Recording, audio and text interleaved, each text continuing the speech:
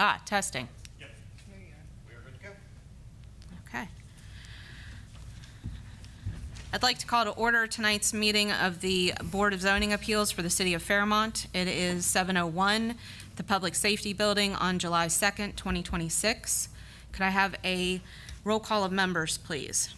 Mariah Cunningham. Here. Alex Knapp. Here. Joe Manchin. Laura Candell. Here. And Madeline Schultz. Here. Have the council members, board members had a chance to read the minutes from the January 8th, 2026 meeting?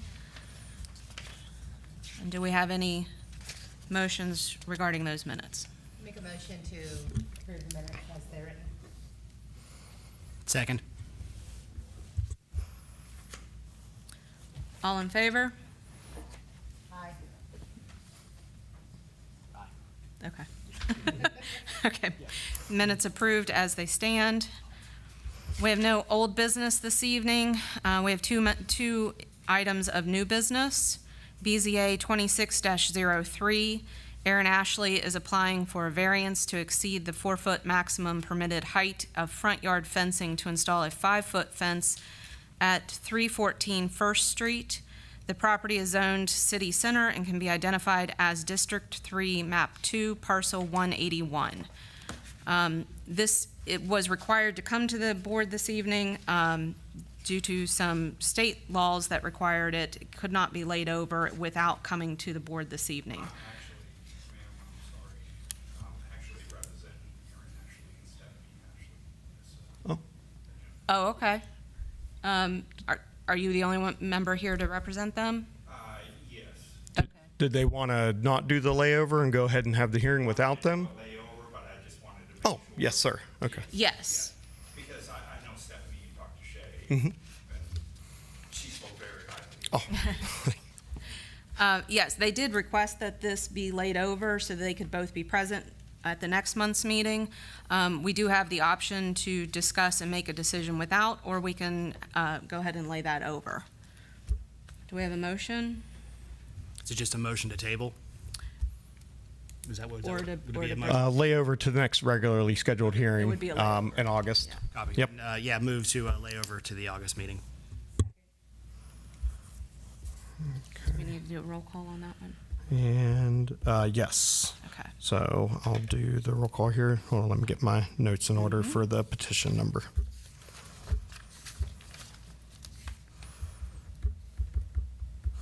Okay. Sorry. Just thinking who to call on first. Alex Knapp, Yes. Mariah Cunningham, Yes. Laura Candell, Yes. and Madeline Schultz. Yes. So we will lay that over till next month when they stated they could be present. Our second item on the agenda this evening is BZA 26-06. Linda Bond of 1116 Fairfax Street is filing an appeal of a decision made by the Director of Planning and Development that the petitioner did not qualify for a variance to construct a privacy fence over a public alley. Let me get back to our paperwork here. Just a reminder to our board members, what we are deciding is whether or not the decision by the planning office was a correct interpretation or not. We are not deciding on a variance this evening. Just whether or not that interpretation was correct. Okay, do we have anyone here to speak for this item? If you'll please step up to the podium, sign in, and state your name for us. I also have some information for the board members. Okay, if you don't mind stating your name for the record, please. Sure. My name is Linda Bond. Thank you. Yeah, if you'll just sign in there with your name and your address, ma'am. Yeah. Sorry. We move fast on some of the things, but we'll take our time when it comes to hearing what you have to say. Great, thank you.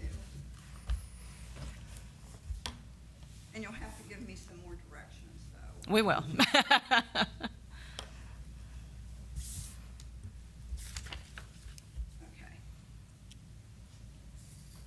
Being a teacher, I always have to have visual aids, okay, so. Some of it you already have, but I thought I would organize it in a way that you could follow along. Okay, and are these packets the same Yes. for each? Okay.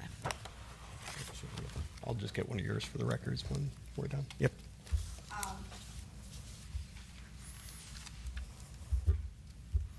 Okay, as I said, my name is Linda Bond, and I am a retired educator for Marion County Schools. I've taught special ed from pre-K to being an adjunct at WVU. And I really thank you all for taking your time to hear my concerns today. I'm 75 years old, and I've lived my entire life in Fairmont. And my goal is to replace the current fence, hopefully to improve the aesthetics of my property.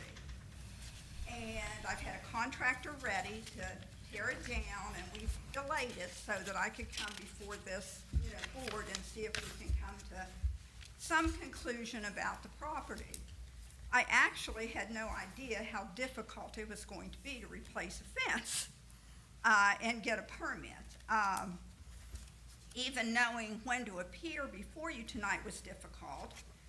I'm here because I was following the zoning board agenda. I received no notice, no information that this was on the agenda tonight, which I was told I would receive. And I assumed that that followed your guidelines, which I have included, which said I would get a 10-day notice, receipt of appeal, and so forth. I received none of that.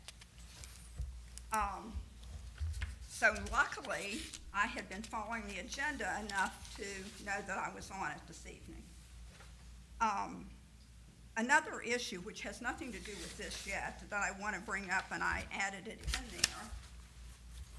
there, is the fact that the way this agenda is done and put out publicly takes my private information and makes it very public.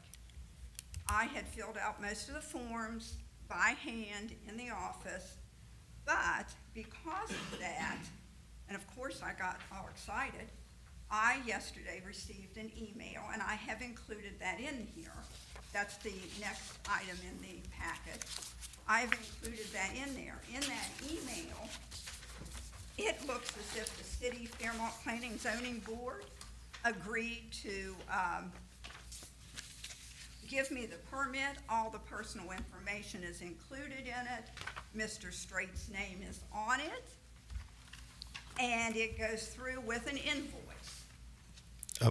Ms. Bond, if you don't mind, I just want to make sure for the record it's clear that this is a phishing email where someone tried. Yep. Absolutely. Okay. I'm quite clear that, Yep. and that's what I was going to say, you don't realize it until you see it says Fremont on the last thing. However, I've also received phone calls from people I didn't know. I just think that for, not about mine, just before I get started, I think that you should not put that information out on your agendas, on your public page, all my personal information and anybody else's, because now you've opened me up to spamming by doing that. So that's just a concern that I wanted to mention to you before we started talking about the rest of this.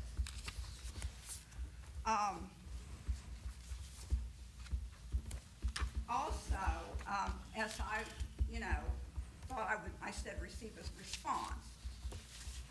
I have met, to get to the issue, with Mr. Straight about 4 or 5 times, multiple times. These meetings were held in the 3rd floor hallway of the Meredith building, or courthouse building, and not in his office. I had some difficulty with the lack of privacy and his manner of response to several of my questions. And sometimes, and that's why I'm having a hard time with this, and figuring out what I'm supposed to do and how I was supposed to do it and when I could, what I could include and what it couldn't include and when it should be included. And also that, he had said this, but it was also hard for me to understand that this is only the appeal, it's not getting the variance. So I think all that is, was, the rules seem to keep changing with the information I got. For example, I was told what I could bring, what I couldn't bring, things that were only included in my first request, like pictures. Well, I didn't know I needed them on my first request. So all that has, made it really hard to navigate the system. But I've tried to follow the process as best I can. And, so I, like to try to go ahead and let you kind of see what my concerns are. And I understand the code, and I understand, crossing supposed alleyway. My contention is, it's a paper alley, and it's never been used, and won't ever be able to be used. But what I was trying to do, I currently have if you look at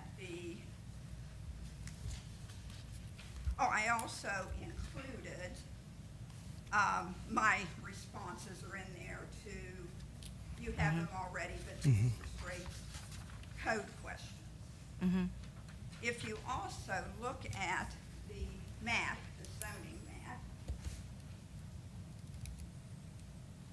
let me pull that so I can show you. If you look at the zoning map that I did include in the packet, this is 1116 is my home, and I also have the adjacent building in the back. This is the area that's in question, this 20 feet. I currently have the fence that goes clear to the end of that. It has been there for 25 plus years. When I first bought this property in '83, there was a chain link fence that went through there. And it was old and rusty and, it all came down. We took it down. So as I show you some of the pictures, this is the area that would go through, including the fact that there's a structure on this area below, which, makes it pretty difficult to be able to open that. Although I have to say, if somebody wanted to open that, I'd be thrilled.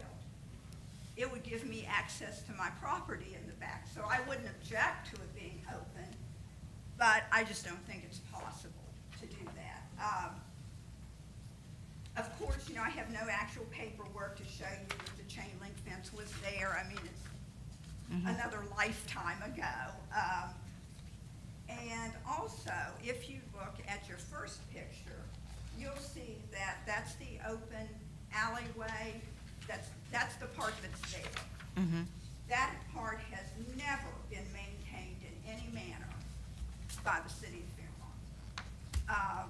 And I know that clear back to when I've had neighbors that built their homes there that was in the 40s. So that, that alleyway has never been opened or maintained in any way. In fact, there's so much runoff, and I've never complained about it, but there's so much runoff that comes down that alleyway, rain-wise and so forth, and it comes to my property. And that little house in the back, that structure, the basement has been constantly wet, caused damage, but because there's just all that runoff, because it's not maintained in any way. So that's kind of showing the first picture. Okay, let me move this so I can continue to show you what I have here.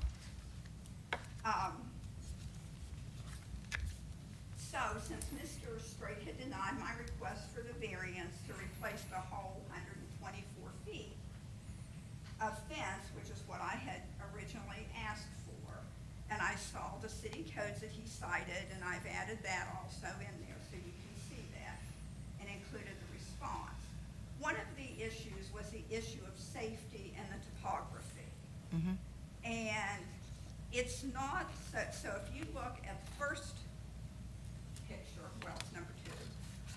If you look at that, you're looking from the roadway at the top of the hill, and you're looking down towards where my fence is. Okay. You can see how high that drop-off is, and I'll show you that in a minute, because that's the roof of Mr. Thompson's house below, just peeking over the top of the fence. So it's quite a drop-off. Also, the reason I took this is all of this growing up here above is coming from an abandoned property next to me. They do not maintain that, and it would totally grow over that alleyway. Nothing would be opened if I had not been maintaining that all these years. I've had tree trimmers come, clean it out, but it grows over that alleyway. So I have maintained that property and that for all this time. The second picture you have is looking from my fence up, or the third picture actually, looking from my fence up to where the alley is, even if you can call it an alley. So you can see what the incline is, and you can also see the trees growing over that we keep cleared back and open, that I have maintained, since I've lived there. Let me go back and make sure. I've also, so one of the safety reasons is also that, for example, at one point, I had a car come down that alley, path, came down, and over into that yard that I just showed you, down that hill, saw the fence, luckily, and turned into the yard, my side yard. If he had gone through and over that, there would have been serious injuries, and there was a child in the car, it was late at night. Even at that, it required the police, a tow truck, and several $1,000 of damage to the yard and the property that my insurance did pay for, but to replace that. So it's really a danger it's even more of a danger, I guess is what I'm trying to say. Not so much at my top, but if you drop over past the fence, which it protects, that's in the next picture. And you can see, this is the back of the fence, and there's a steep drop-off and walls below that. That really, having fencing there precludes that from becoming a huge accident if somebody goes all the way down through there. I mean, yes, somebody, because I had walked along the side of the fence. It's open enough on the side that somebody could walk down along and through, but a car not seeing that, or actually even somebody at night, could very well end up over that end of the hill.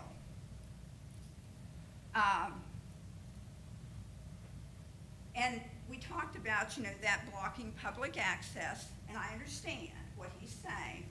However, no one's ever used that as public access.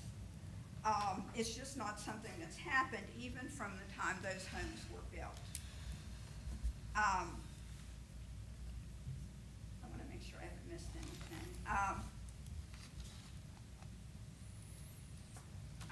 And one of his other comments or responses I read was that it was an abandonment, and I certainly did not apply for that. It is not an abandonment that I want. I'm not trying to take over the property is what I'm saying. I'm not saying I own it. I'm not trying to take over it, because first of all, it was a $500 fee just to apply for abandonment, and plus everything else it would have cost. I just, can't afford to do that.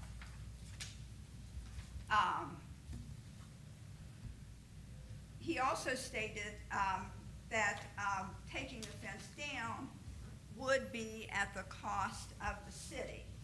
And I have agreed, and I put that in writing, that if any point that needed to happen, I would be more than glad to take it down at my expense. In fact, I can even make that section so that it could just be taken down. You know, that can certainly be designed that way. And like I said, if by some miracle you would ever open that up, and since that was done in the 30s and 40s, I seriously doubt that, but if it is, that would be fine.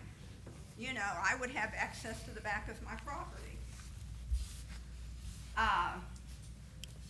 And the last picture that's in there shows the property from the street below. So if it would connect from Marion to May Street, parallel to Fairfax. And that gives you the idea of where the fence is and the steepness of that drop off. It's hard, you can't really see the wall there because it's not 20 feet. You can walk through between my fence and the chain link fence. You can traverse it that way. It can be walked through. But, you know, for safety reasons, I'd certainly hate to see a car coming through there, which we've already had happen at one point. In conclusion, what I would like to continue the maintenance of this area, as I have since 1983, to assure the safety and aesthetics of this area. But if that's not the case, then I need to assume that the city will take over the maintenance of that area. Since, you know, I've done it, had no idea that this was a huge issue. And I truly hope that, you know, we can come to some kind of agreement that will benefit the city, me, the adjacent property owners. You know, really, I am just trying to, it's 20 feet of fence, I understand that. But it also allows some other things to happen there and provides some safety from people going dangerously through, over the wall that's below. And also, you have a structure already on that right-of-way, which has been there since the 40s. So that's basically, you know, my case. I understand the issues. I understand what it shows on the map. You know, I get it. But I think sometimes that's the whole point of a variance, is to make some adjustments when things need to be adjusted for whatever reason. And as a citizen, like I said, all my life here, I just want to maintain property that looks good. The fence will go from wood to white vinyl, if I didn't say that.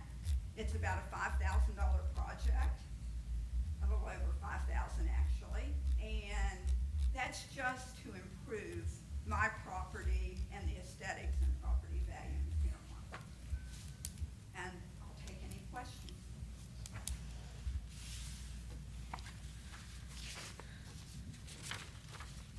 Okay. I have a quick question for you here. I've looked over your responses to the different code sections that Shay cited. Right. And I'm seeing a lot of discussion about the variance itself. I'm not seeing where you think the official actually made an error in the determination about whether the process of the denial was Okay. correctly, and that's kind of what we're here to decide tonight. I understand what you're saying now, although I wasn't sure exactly how we did that. What I have given you is the information that he used to make his decision. I think that he's used the code incorrectly. I think because it is a paper alley, in my estimation, and that applying this in this area is not the correct application. And that's just my stance on it. Had I needed to do something more, had I realized again that I needed to do more. Like I said, I didn't even have a notice. I had nothing about what was going on tonight, other than the fact that I had been following. Now, Mr. Straight did say to me it would probably be June 2nd. He did tell me that. But as far as a formal notice that any of this was occurring, I didn't. So in some ways, I may not have totally understood, you know, what your goal was, but I kind of wanted you to see why I feel that his interpretation may be close to the code, maybe, but that I feel that it's incorrect in this situation and the application in this situation. Does that make sense? Yeah, I understand what you're going for. Yeah. Yeah. Thank you. Okay.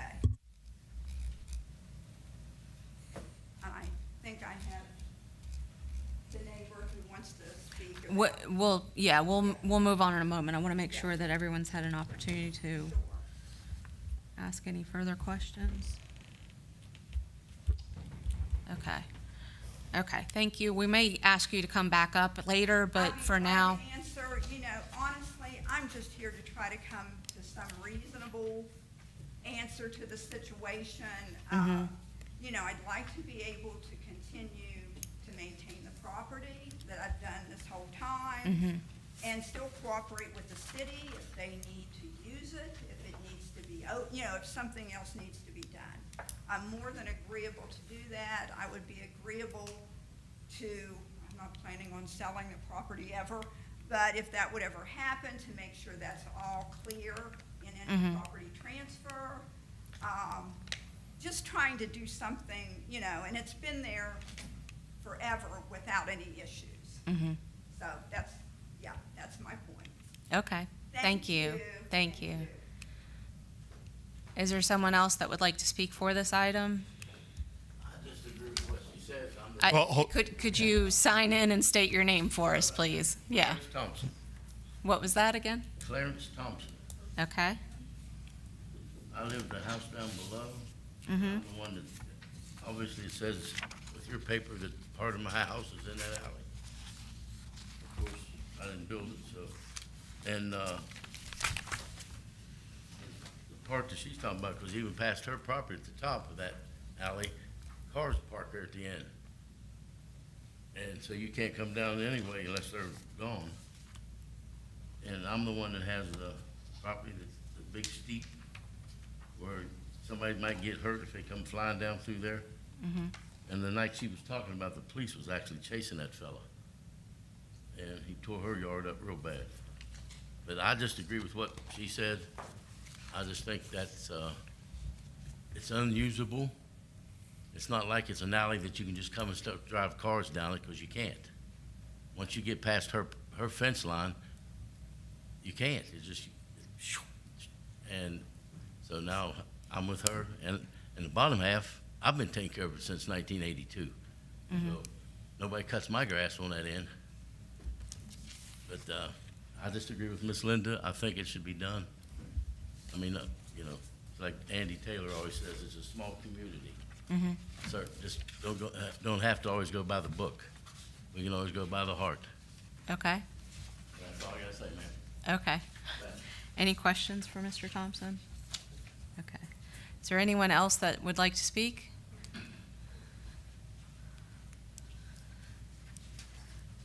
Hello. My name is David Sago.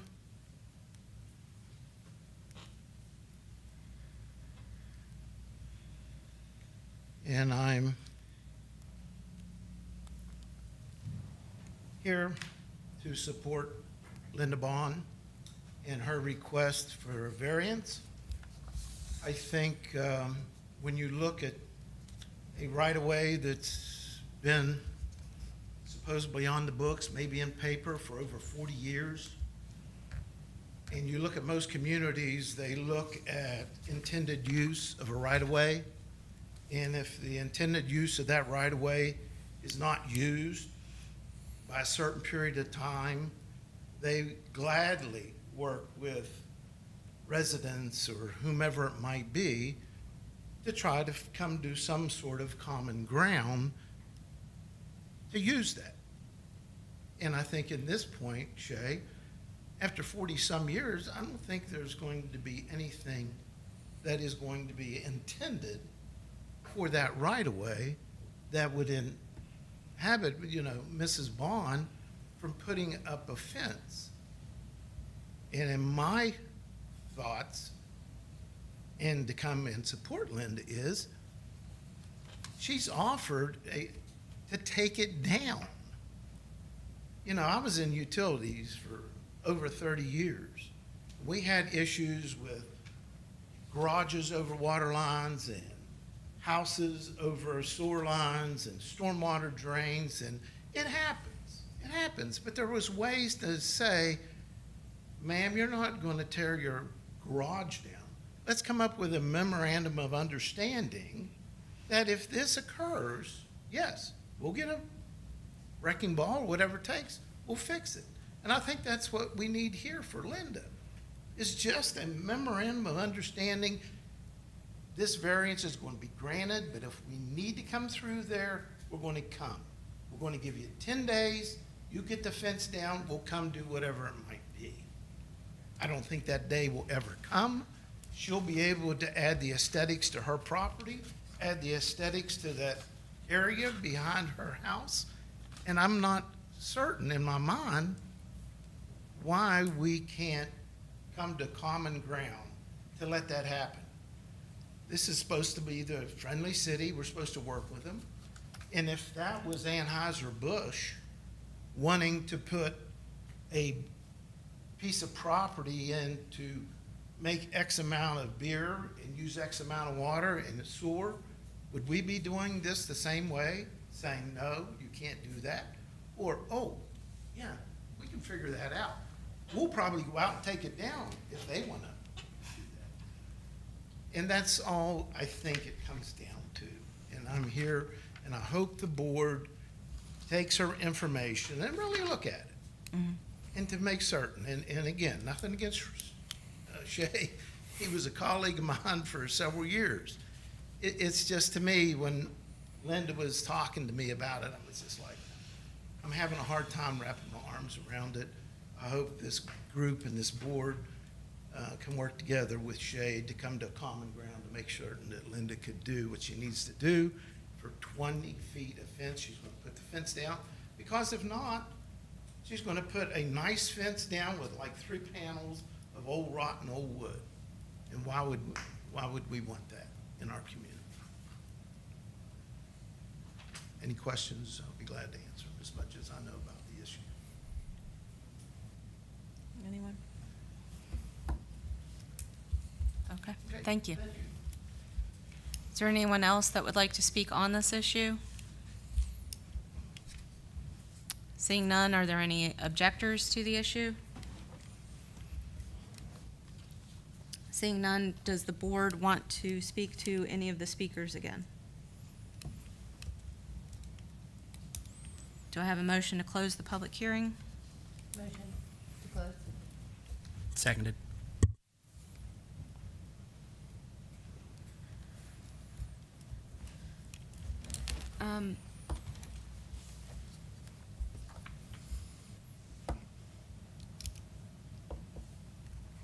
So I know the interpretation of the code. I need reminded on the specifics.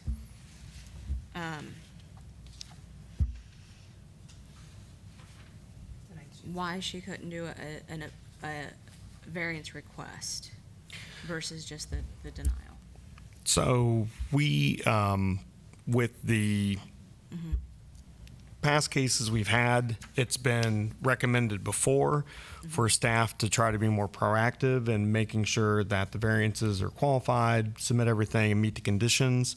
So as such, us as staff, several of us worked with Ms. Bond on her request, and we had gone through it in detail with the petitioner and had, also let them know ahead of time that we perceive the case for the variance not to meet the de minimis to go forward. And so with that, we went ahead and issued the denial so it could expedite the appeal for Ms. Bond to be able to come here to make the case that, in fact, Ms. Bond's property meets all 5 requirements to obtain a variance.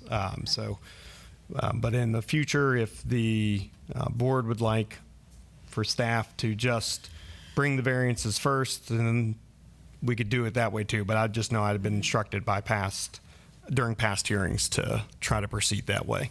Yeah, okay.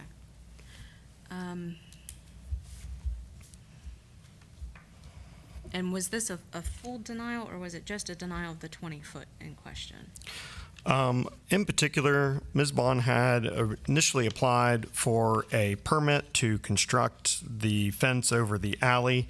It was during this time that other staff, not myself, had recognized the request would not meet the requirements of the zoning code.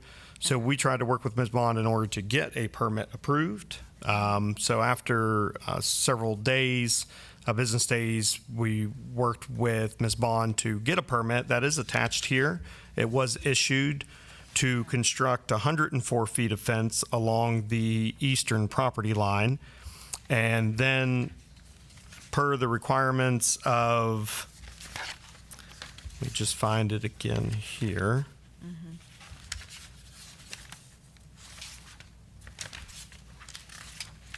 Here we go. Per requirements of Article 5.8 of the zoning code, if you go to modify, repair, reconstruct any fence, wall, or similar type of perimeter accessory structure, then the entire structure would need to be brought into compliance. So with the issuing of the permit for the 104 roughly feet of fence along that eastern boundary line, it also required the removal of the non-conforming fence within the public right-of-way.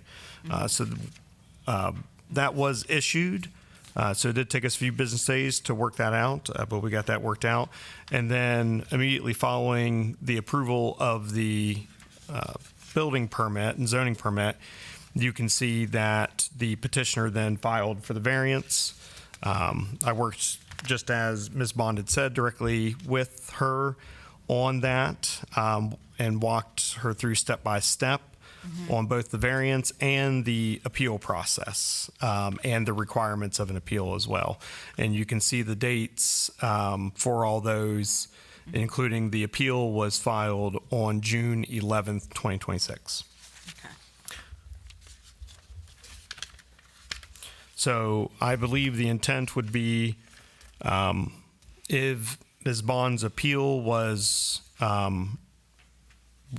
if the decision that the minimum requirements set forth by city code and state law and federal law were met, and that our interpretation of the context and law was incorrect, then the intent is for Ms. Bond then to seek a variance, which she has already filed. We do already have that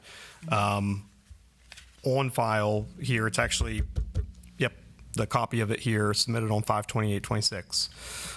And so then that would come before you all if the board decides to reverse or modify the decision. So Ms. Bond did go through the steps and procedures as required of her. Okay. I have some questions for Shay. When Miss Bond came to you initially and said, I want to build 124 feet of fence, how long between that and the discovery that the last 20 feet was the city's paper alley, how long did it take to find that? I wasn't the one who discovered it during the permit submittal. Was one of the other staff in the planning department who then brought it to my attention after they had come to me that they were unable to resolve the matter with Ms. Bond.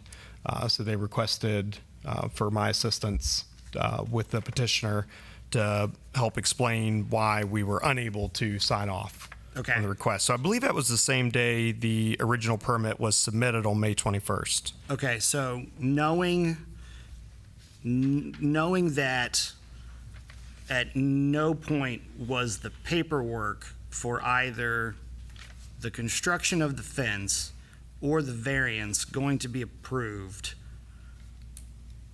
I'm kind of trying to figure out how we got here because, and I hate to say this because I really, these are my neighbors. I live a block from these folks, and I know exactly what they're talking about. I see this thing every day when I ride past it. There's no way the city's ever going to do anything with this property. 202 is sitting in that alley. You're not going to do, the city is, they're going to have to level a house and nobody's going to do it. Why did we let Ms. Bond waste a bunch of money and time and energy trying to get this paperwork done when we all know that this isn't going to happen? Board Member Knapp, it's not my decision on that. I am charged with the enforcement of the city codes. I do not get to make arbitrary decisions on this, and I do not have the authority to override state or federal code And how I'm this gonna works. restate that we are not here for the variance. to approve or deny the variance. I agree. I'm not asking about the variance. We're here tonight for the appeal. The way that the appeal reads, this appeal should have never been allowed to be submitted. There's no appeal here. Of course, the official didn't make an error. There's an 80-year-old, 40-year-old alley sitting on a piece of paper. We all knew how this was going to end before it ever started. Why was it allowed to go forward? Because everyone's allowed to appeal. Yeah, appeals are the one things in the process of zoning administration that staff, because we are the decision renderers, we're the administrators, we do not have the authority to prevent an appeal from coming forward to the board. Okay. So yeah, sorry, I misunderstood originally. No, I'm with you. Was guidance provided? Was it ever said, listen, this is on paper, you're not going to get this through? I pretty much verbatim had said that to Ms. Bond. We discussed it a couple different times, the appeal in particular, during her visits to City Hall. And so, because I always tried to give advice to any applicant or petitioner about what the probably best course of action is to achieve the results they want, such as like a right-of-way abandonment or, a variance or, or even a text amendment to the zoning code, for example, and always try to find the most effective solution for what they're seeking out. Because sometimes in this instance, when it's obvious to us as staff that the minimum standards aren't met, this is not a course of action we would recommend. Because we never want to see our residents and business owners put forth money and time for no results. That's not ideal. So, yeah, we did. I did work with Ms. Bond on that, but she was very adamant about bringing the appeal before you all. Okay, and then with this particular appeal, and this is, I'm shooting in the dark. I've looked at her responses. I've listened to her responses. I've looked at the statement of facts provided in the packet, and I don't see. I mean, this one's kind of black and white, and I hate that. And somebody mentioned an abandonment, and I know this is not going anywhere. Is that the only next logical step? Just so that I can kind of see where there would be a compromise going forward for discussions in the future. Is that the city would just have to give that up for a fee? Yeah, I think the two options, it could be one or both or a combination thereof, would either be abandonment or text amendment, so that some type of exception could be allowed directly under the adopted code for the use of a public right-of-way. That gets really tricky. Right. That is not something that is recommended in professional planning, but that's something that the legislative body and the planning commission obviously can recommend and choose to adopt. Sometimes minor things like that, I have seen that in codes where they permit for like minor accessory elements to go into a right-of-way. A good example is a mailbox, right? So that's one of those things. But the intent of the right-of-ways, whether opened or unopened, is so that at any point anyone from the public could traverse and access those. And so that may be for the maintenance of the backside of their property. Perhaps in this scenario, like the alley's blocked on one end due to some other condition. And so to get to the midpoint of the alley, maybe they have to walk up that steep hill. Not ideal, but it would be the only other way to have a legal right to access that. And so that's why even our unopened alleys are important and something we, wouldn't recommend abandoning, but it's something that maybe a text amendment or something could accommodate. Okay. And in an abandonment case like this one, as the example just given, how we'd be concerned about a restricting access to a portion or all of a public right-of-way, we usually try to seek out something like a realignment of a right-of-way. Say, get somebody to dedicate a new right-of-way at 90 degrees. So, and actually this neighborhood has several of those, to then grant better access. Because I don't deny the conditions of the topography are less than ideal. On average, the grade across the 120 feet comes out to 20%, which is the same as Jefferson Street that goes up to High Street from Jackson. So it could be graded, it could be opened. It's steep, everyone could use it, but is that really the best use of that land? I'm unsure, but access is still important. So we'd probably recommend like a dedication of a new alley somewhere else, so it could be used. Okay. So that'd be kind of part of those solutions. But, and I understand where Ms. Bond's coming from with the request as well. Abandonments are expensive, and just the $500 application fee is the beginning. So there's the survey, there's the title work, there's a lot involved in an abandonment proceeding. So I always fully understand why folks don't seek that out. Okay. Yeah, so this isn't the ideal situation for one of our residents, but just looking through the requirements here, we had to go through it item by item, and we just were not able to determine that the 5 conditions were met. So I guess my last question, and this is, is there any law enforcing or prohibiting at the city or state level the existence of these paper alleys? Is there anything that said, because like it's, this is an alley on paper, right? It exists up to that point, and then the right of way carries on, right? So the city obviously lays claim to that last chunk of land, even though according to your own maps, there's a house on it. So, my gray area question there would be, is that part of that house being tax assessed correctly because the city owns that land? I'm trying to think if there's an argument to be made for her first point, saying that this is a paper alley. What is the legal background, either locking down the existence of a paper alley or maybe denying the existence of a paper alley? It would require, so we do know this one is in existence. It was dedicated when the neighborhood was initially laid out, and those are in perpetuity. They're forever until the owning body, the government, decides to relinquish that. And so it'll exist for, centuries, really. Right. It need be. Same as we still have right-of-ways today that have been around for over 200 years in Fairmont. They've been around, they're turnpikes. Right. Nobody uses them anymore. They're just vacant land with trees on them. They are still public right-of-ways to this day. And the encroachment of private property onto that public right-of-way is irrelevant. It is, and because in case law, the only thing that would be considered would be an adverse possession situation, which private entities cannot do to a government of any kind. So county, city, state, federal, or federally regulated railways, for example, cannot be adversely possessed. It is a negative thing for the homeowner. It can impact their home insurance. It can impact their financing. So that's why we try to review, when new homes are built, site plans very thoroughly and make sure that we get these new homes built in proper location. But this is not uncommon in a city as old as Fairmont to find a structure or two on a block that encroaches over a little or gets too close to a line.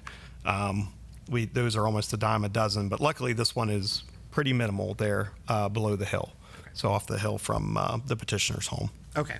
Yeah, so that's something, and we go over that with folks who have inquiries about it if they are curious about that. Okay, so I that's all my questions. I'm satisfied with those answers. Yeah.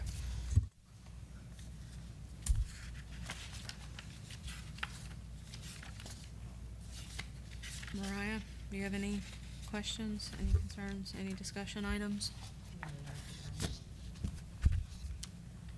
Laura, I know you're new, but. Okay. I think do we have a, Yeah, so any motion would be yeah, reverse, affirm, or modify, would be the board's motions, other than laying over and tabling, of course. This is solely for. solely for the denial. Yep, of whether or not the 5 requirements adopted in code were met or not. And I just submitted it as a single petition rather than itemizing each of these out, but it really is, in this case, each of the 5. So if one were to be reversed, or these were to be reversed, we'd have to go through them one at a time, or modify them one at a time, just to clarify. But it's better than charging Ms. Bond $85 5 times over. Yeah.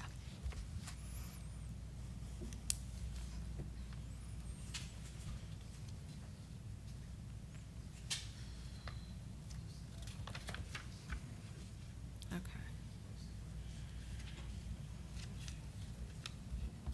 Do we have any motions?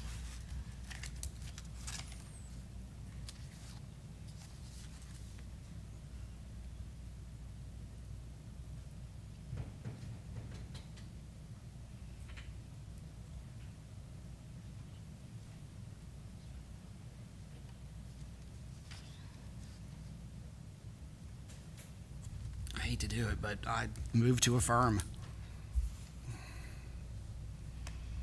We have a motion to affirm and uphold the denial. Do we have a second? I'll second it, as much as I want to find a modified that works for the variance.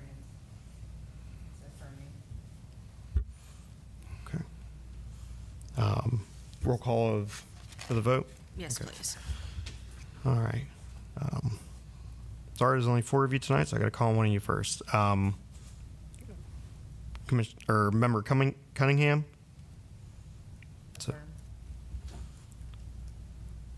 Commissioner, or Board Member Candell? Affirm. Board Member Knapp? Affirm. Board Member Schultz? Affirm. So the motion to, or the appeal for the denial has been, the denial has been affirmed. So the appeal has been denied. And you have paperwork for her then? Yes, yeah, so we'll have to So that would prepare be- the documentation. Yep. I do want to state, this is something that is common across Fairmont, and it is something that the city councilors should take into consideration, explore further, and find a way for us to do appropriate variances when this comes up. I personally live on a paper alley. I don't want mine open at all, but I would also, I would not want someone to close it off, because it is the only access everyone on our street has to their backyards. So it's a difficult thing. It's something that does need to be looked at in the city, and I would urge everyone to talk to the city council members. And they have the power to change that. Yeah. And the planning commissioners The as well, planning, who make the, yeah. yep. So, do we Okay. have any other disposition of past cases? I have none for you all this evening. Any other business? Do I have a motion to adjourn? So moved. Second. All in favor? Aye. Aye. Okay. Thank you all for coming this evening. We appreciate your time and effort in putting together your paperwork for us. Thank you. Yes, ma'am. Give me Yes. just a moment. Just let him record a couple last things. Yeah.